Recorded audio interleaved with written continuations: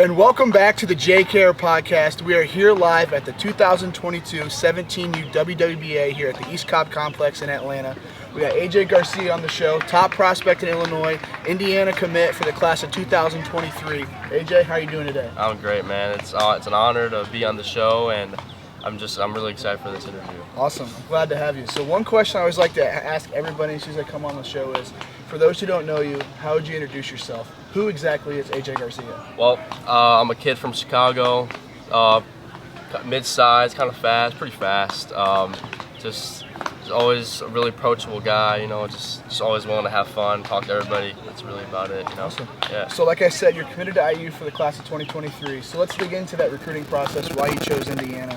So when did you start talking to some teams throughout that recruiting process? So it started off kind of like towards like the spring, like summer, and it really started off when I went to USA Baseball, NTIS, and I was balling out, bunting, just stealing bags, doing whatever it takes to maximize my opportunities to play on the field. And Indiana really liked that, Derek Simmons, and he gave me a phone call after a game. I was in the car with my dad, and he really liked the way I played, and then he gave me Jeff Mercer's phone number. We talked that night, and he gave me an offer right on the spot. Okay, so you get that call from Coach Simmons. What's going through your mind? Obviously, IU's a pretty good baseball program, especially in the Big Ten. So you get that phone call after the game. What's going through your mind? What was that conversation like? And Oh man, my head was spinning. I was absolutely thrilled. Indiana was definitely one of the schools I was definitely looking forward to academically as well. And when I got that phone call, I was just super honored, blessed, excited, and I really wanted to get on campus too, because I just liked the vibe and energy that that Coach Simmons gave. Yeah. So you said you got Mercer's phone number from that phone call as well. Yep. So how long was it until you actually spoke to Coach Mercer? It was actually a few hours later in the nighttime at my hotel room. Okay. We talked for about pretty much like an hour and a half. It was a really good phone call, good quality phone call. It was awesome. Yeah. So you said you were playing at USA Baseball, right? So where exactly was that at? That was in Kear, North Carolina. Okay. At the USA National Team Complex. So when you said USA Baseball, was that just was it a tournament? Was it? It was showcase? so the NTIS. It's the National Team Identification Series. That's kind of like a step before the National Team Development Program. So that's to compete for a spot in Team USA. Okay. So how exactly did you get connected with that USA Baseball event? So I did the NTIS thing in Rantoul, Illinois. It's just right by Urbana-Champaign, Illinois, and there was just like it's kind of like this combine where like the task force scouts of like that area can see you and watch you like through that region. Yeah. And it's kind of like a round. It's like a round. So the first round was there, and the second round was also there, and then that third round was in North Carolina. Okay. Yeah. So you talked to Coach Mercer. He says you offered you right on the spot. So how long was it after that phone call that you actually committed to IU? I say it was about 2 weeks. Okay. Yeah, I was on my way to my first high school football game of the year for my junior year, and I literally committed. I was just walking to the football field and just talking to the coach. It was an unbelievable. I'll never forget that day. It was amazing. So throughout those 2 weeks, how often were you talking to Simmons, Mercer? Were you talking to Sagerman as well, or was it basically just Simmons and Mercer? It was just Simmons and Mercer. It was almost like every day we were talking. Okay. He was just waiting for that September 1st deadline to come so he can reach out to me instead of kind of having that middleman to schedule that phone call. Yeah. So what was going through your mind when you're debating, okay, should I commit to IU now? What should I do? What's going through your head? And then when you actually knew you wanted to go to IU, like how long was it until you actually kind of gave it out to the Man, I the say public? it was when after like my unofficial visit, I say like, man, like this is the place I want to surround myself with, these people, the atmosphere, like the baseball field, the facilities, like the weight room's insane. Then Coach Mercer and Simmons, like they treat me like one of their own. It was just an amazing opportunity and a great day for my family and me. So. Yeah. So when you went on that official visit, you went with your parents? Yeah. Okay. So what was that like? What were they showing you? What did you get to see on campus? So the first thing I got to see was the baseball field, and then we walked over to the football stadium. We saw the facilities and nutrition, all that stuff. We get taken care of really good when I go there. And then we saw the basketball stadium. Assembly Hall is amazing. Yeah. My little sister was running around the basketball court. It was hilarious. I have some videos on Snap. Yeah. And then afterwards, we came back into the office where the coaches are, players' room, wherever, and we just talked about like the offer, like negotiating, like what they'll provide when you get there for on campus freshman year. Yeah. And like me and my parents look at each other, we're like, this is the spot. I think, Yeah. like, we're gonna go. Yeah. So like I said, Indiana's a good baseball program. 3 freshman All-Americans this year. A great class coming in this year. Great class for you in 2023. So do you have any relationships with guys in your class, maybe guys who are there already or guys who are younger than you? Yeah, absolutely. My boy TJ Schuyler, shout out to him. He's probably one of the closest guys. My boy Adam Swatolski, Andrew Wiggins. We got a bunch of other guys too. Okay. So yeah. So have you gotten the chance to play up against some of those guys? Yeah. So yeah. what's it like when you're playing travel ball or even high school for maybe TJ? You play TJ? No, we don't. Yeah. Okay, so when you're facing those guys in travel ball, what's it like when you're facing guys that are going to be your future teammates? Oh, it's like tensions are high in the moment. Like when he's catching, I'm up to the plate, just talking a little smack, get the tensions high, and that's really about it. It's all about having fun. Yeah. So since you've committed, when exactly did you commit? I committed September 3rd, September 2021. 3rd. Okay, so now that almost been a year now. So how has that relationship evolved with Mercer and Simmons? Oh man, it's gotten a lot stronger. We talk a lot. We text each other whenever I get tweeted out or mentioned, or if I tweet, Simmons is always texting me like, "Hey, good job, can't wait to get you on campus." Like he's always hyping me up and keeping me positive. Yeah. So being there next fall, have you decided what your major is going to be at IU? Well, the Kelly Business Program is really important, really big. So I heard it's really hard to get into, but I'm willing for a challenge. So I think that'll probably be a big decision. Also, probably like sport, maybe marketing in the sports, something like that. Yeah, I definitely want to stay in the sports and baseball world. So if you want to do sports management, me just doing that personally at IU, it's probably one of the easiest things you'll ever do. So if you want a challenge, don't be a sports management major. I think I maybe go to class every once in a while, and I still get A's. It's weird. Like no one's there. We have 300-person classes, and we learn about some of the dumbest things. It doesn't make if you want a challenge, definitely go to the Kelly School of Business. So. But let's move on to the East Coast Sox. So how exactly did you get connected with them? So I was in Louisiana for a New Balance combine, and the director's Joe Caruso. He was one of the bigger. Yeah. He was there, and he saw me play. He really liked the way I played, so he asked for me to come play for them in the fall at the WWBA 16-year National Championship. And so I played there, performed really well, and he liked the way I played. He wanted me to see me in Jupiter for the 17U. And man, that was just an incredible experience. Obviously, didn't get much playing time because that's more for the 2022 grads at the time. But I still got on the field during pool play games. Pitching was insane. Atmosphere, scouts everywhere. It was an awesome experience. And then once I liked the philosophy of keeping faith related into the game, that's something I really wanted to surround myself with people. So I decided to ask to play for them in the summer, and they said board. So, yeah. So who did you play with before the East Coast Sox? I played with the Elite Baseball Training out of Chicago. Okay. A lot of my close friends played for that program, just like a local. It was an awesome experience, just to stay loose, have fun. Competition wasn't like the highest level, but I mean it was still competitive. Like still trying to win some hardware. But yeah, I just thought I thought it was just my time to go. I thought I'd just surround myself with just like going down south, playing like.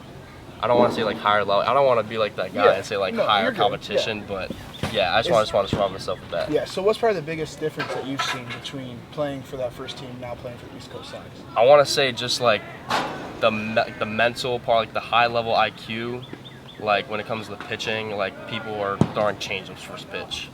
And I usually never see that. I usually just see expect the fastball, I see changeups, curveballs, anywhere in the order where you're batting first or ninth, doesn't matter. And then just like small little things, like picking up your teammates whenever they get out, switch like rolling it up. It's quick. Like the tempo is quick. It's different. Baseball is a lot different down here. So I also see that you play for the Ray Scout team. So is that technically is that what you got East Coast Sox? So basically that? Yeah. We became. This is our first year becoming an MLB Scout team. Okay, so what is the difference from that compared to not being an MLB Scout team? Have you really? Is there really I don't really think there is a difference. It's just like to refer like the Scout team as being like preferably like the #1 team. Okay. Out of like that organization. Okay, so you've got a couple weeks left of your travel ball career. So this WWBA now. What else do you guys got going on this summer? This is it. So this is your last week of playing travel ball. Yep. So looking back now, you've played travel ball for a while. What are some of the memories you look back on and be like, man, I'm going to miss these days? What are some things that you think of when you think of travel ball? Just waking up at 6 a.m. for those 8 a.m. games, I'll never forget that. Just always like playing for like the name on your chest. I think that means really a lot to me. But also for the last name as well, representing my family. And just going out there and playing the game that I love the most, And it's something I'll never forget as a kid. I look forward though to my future though, but travel ball is something I'll never forget in my life though. Yeah. So now you head into your senior year. You got 1 year of high school baseball left. So what's the outlook on next year's season? Well, so our head coach, he decided to leave, so things are gonna be a lot different at DePaul. I'm looking forward to it though. It's gonna be a lot different. But the guys and I are excited. My classmates are excited. And they're just ready to ball out in front of a huge crowd. So. Yeah. So are you ready to be a senior? Absolutely. Are you ready to take on that being a captain? Or Absolutely. were you kind of captain last year? I was kind of a captain, yeah. Okay. So you said Northside. So that's kind of where DePaul College is at too, Yeah. right? So is that somehow related, or they both just have the same Yeah, name? so that's kind of like the feeder school to get into DePaul University. Okay. And it's like, there's a couple campuses. There's one in Lincoln Park. That's like the one I'm probably closest to. There's also one like in like Park Ridge, Norridge area. It's more for just like what major you're doing. Okay. But I say it's roughly like 2-3 miles away from the school. So for those prep schools, you have a major technically in high school? Is that what you mean? No, I don't think so. It's just like the level of courses you take are just higher level kind of. Okay. Yeah. Okay. So you said north side of Chicago, DePaul's close to Wrigley. So how close do you live from Wrigley Field? I say I'm about 2-3 miles, so let's say like 10-15 minutes. Okay, so easy car ride or even a subway ride? Exactly. So how often are you going to Wrigley in the summertime? I go there pretty often. Like my friends live in that area, just hanging out, just walking around. Because obviously, like since Wrigley's in a neighborhood, it's a lot different than other ballparks other than Fenway. It's just a great atmosphere, great vibe over there. I just love it there. Yeah, well, I'm a big Cubs fan too. Being from Indiana, obviously it's either that or the White Sox. I guess you got the Reds. Yeah, but why would you want to be a Reds fan? That's true. I'm from northern Indiana, so I guess either that or the Tigers. And Tigers are never good. So what was that like in 2016, living in that area and just seeing the whole thing unravel from us sucking in 2014 to being good in 15 and then winning it all in 16?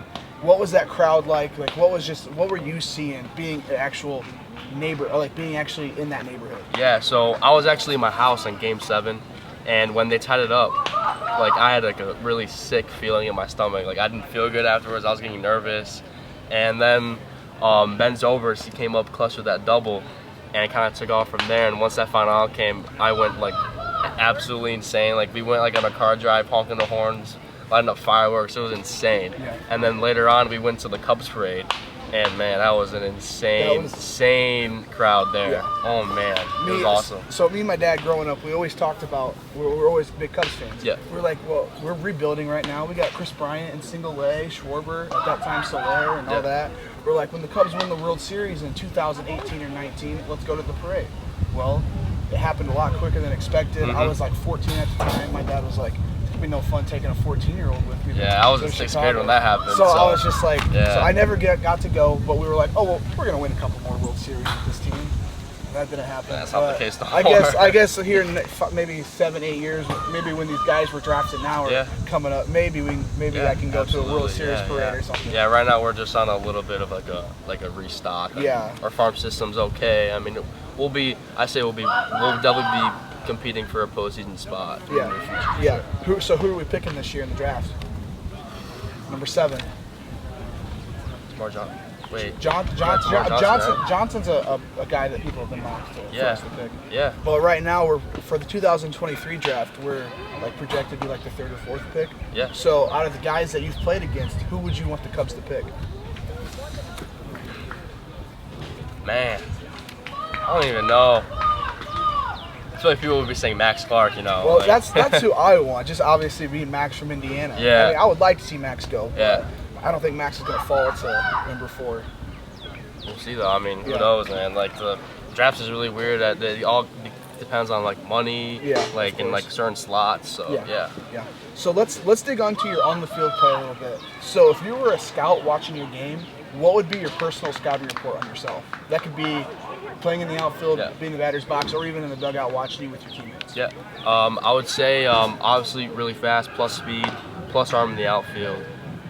Has the ability to bunt both sides, first and third, and just overall a great teammate. Always picks each other up, and also like hitting. Also would hit hard line drives, gap to gap, and also good range in the outfield. Also the ability to pitch. I've been upper 80s. I've hit 91 before.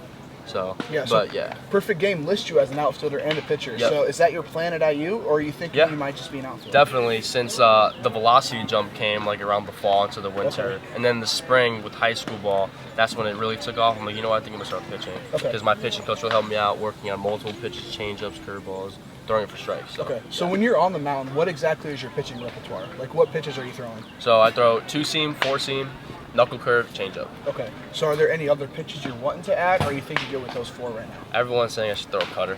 Cutter? Are you working Lefty on is that? a cutter. No, I'm not working on it right now, but definitely something I'll keep in mind for sure going into the fall and winter. Okay. So you say a knuckle curve. That's not something many people throw. So how exactly did you start throwing that pitch? That was actually me and my brother a long time ago. I say like probably starting like around like 13U, I started throwing it a lot, and it kind of stuck with me, like just like the feel of the pitch. Like sometimes it kind of has like a slurve type of action, but some days it's actually like a 12-6 type of action. Okay. Yeah. All right. So let's flip it around. Let's talk about in the batter's box. So when you're on the on-deck circle, you're watching the guy in front of you, you're watching the pitcher. What's going through your mind? And then when you walk up to the batter's box, what are you trying to do with each at-bat? Each at-bat, I'm trying to do whatever it takes to get on first base. Okay. Because I know my speed, and I know my athleticism, so the goal is to always get to first base no matter what, whether it's a drop, dirt, strike, base hit, you name it, walk. Yeah. So are you generally the leadoff guy? Yeah. Okay. So your main goal is just to get on base no matter how you can. Absolutely. Okay. Yeah. Okay. So if you had to maybe model your game, obviously you're a Cubs fan, but watching other major league teams, are there guys that you model your game after a little bit, or you kind of just focus on you? Yeah, I know Jayce Riegling. He's one of them. Yeah, I just love his swagger, the vibe, the passion, the max intent that he gives in his at bats. Also, sweet lefty swing. But for an outfielder though, I would say like Bryce Harper, Shohei Ohtani. Yeah, for sure. Yeah, those guys for sure. So, like we said, this is your last week ever playing travel ball. So, who has been the hardest pitcher that you faced in travel ball or in high school, and then who's the hardest hitter that you faced when you've been on the mound? I want to say, starting with high school ball, this pitcher named Owen Murphy. He was actually two-way player of the year through Perfect Game. Okay. Really good player. Definitely going to be a draft pick for sure in a couple weeks. And he was up to 96, but he was in our game. It was his first outing, so there's a ton of pro scouts at our home game, and he was roughly like 91, 94. Okay. And I struck out looking, and then really high. I just missed the home run. I was just under it. It's a routine high fly ball. Yeah. So, before you head to IU next fall, what is the biggest thing in your game that you want to work on? What I want to work on, I say definitely the hitting. Hitting like has been a little bit of a struggle. I want to say I don't mind admitting it. Just working on just like keeping like the same tempo, timing on different, because every pitcher is different, like the way they work, the different timing and all that stuff.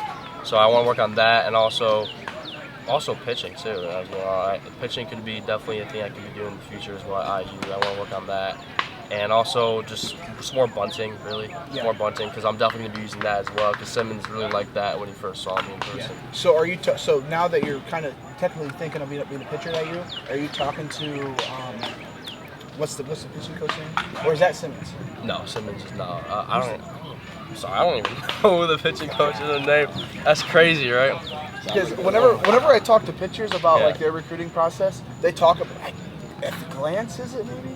I think so. Okay, they talk about how Glance's presentation to them was like out of the water, the best presentation they've ever seen, because he goes through like their grip personally, like through a presentation. They said it's hands down the best presentation. Even the guys who are getting recruited by like Alabama, Vandy, Tennessee, like those big schools, they say his presentation's hands down the best. But let's move on to the advisor. You talking about your advisor? Obviously, before we started, I told you that's what I'm trying to be after I graduate from IU. So when I get a player on, I like to talk about just the player side of things, Yeah. how it all got started. Exactly. So when exactly did you get connected with the advisor you were currently working with? So it started off in Jupiter. One of my really good buddies who was also on East Coast Sox, Darnell Parker Jr. And that was his advisor. Okay. And I had multiple options. A lot of advisors reached out to me and they came up to me and they wanted to represent me. And I kind of like hesitated because I didn't really like want to get into that because like once I committed, like it kind of started happening with Yeah. the advisors. I'm like, I just committed. I want to go to college and now it's potentially like MLB draft stuff.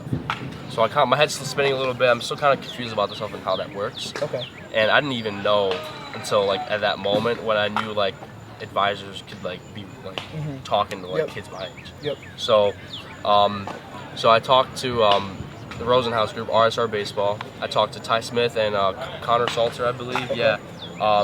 And they saw me play like the way I played, and we started talking, exchange numbers, and they really wanted to represent them. So we talked to Jason Rosenhaus. He's like the head of that for baseball, and we talked.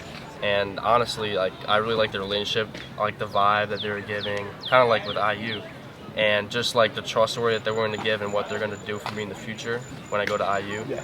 And it was awesome. It was just a good handshake and took off from then. Yeah. All right. So you said you had multiple guys that were reaching out to you. So what was the main source of them reaching out to you? Was it like in person at Jupiter? Was it through text message? How exactly were they reaching out to you? So they were more reaching out towards like in person. One of them was the Harrison group. I was talking to them at the Perfect Game Underclass Learning Games in San Diego, California. Talked to him there. We built a really good relationship there too.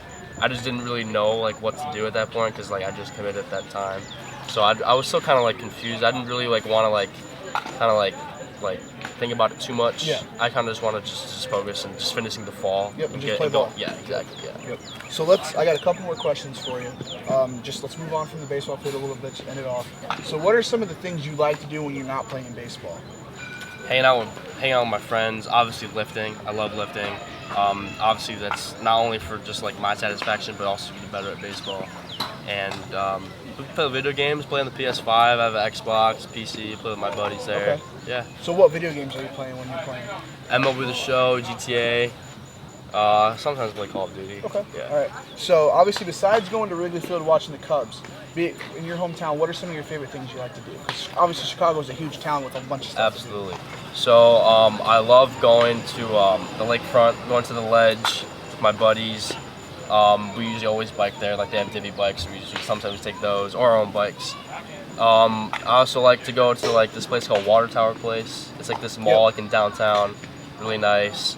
Honestly, like just being in downtown, it's just like a great vibe. Like I love like walking around there, just so much to do. And there's also this one fitness called Midtown.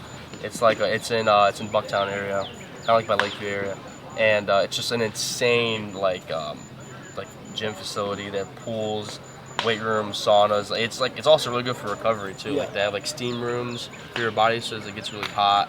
And you have the pool, lifting. It's a really, really fun place. Yeah. All right, so one last question for you. So I'm big into NIL just because I'm, like I said, trying to be an agent. I like that type of stuff. With NIL coming out last year, and now once you head to IU, you'll be eligible to start making a little bit of money off your marketing. Have you thought about it like a dream brand that you'd love to work with? And it can't be Nike or Adidas or anything like that. Yeah. I get too many of those. No Nike or Adidas or stuff like that. Like a true brand that you would like to. Honestly, have you heard of candy Swedish Fish? I love that candy. Like the red fish? Yeah, they're like, I love it, man. I've been eating those things like for my whole life with my mom, my dad, candy, like I love candy, man. Awesome. All right. Something different, Well, that was the last question I had for you. Really appreciate you coming on the show. I'm looking forward to seeing you in Bloomington. Yeah. Well, I guess 2 springs from now. Yeah. I'll be there. It'll be my senior year. Hopefully you ball out as a freshman. So really appreciate you coming on the show. Absolutely, man. Thank you, man. Appreciate it.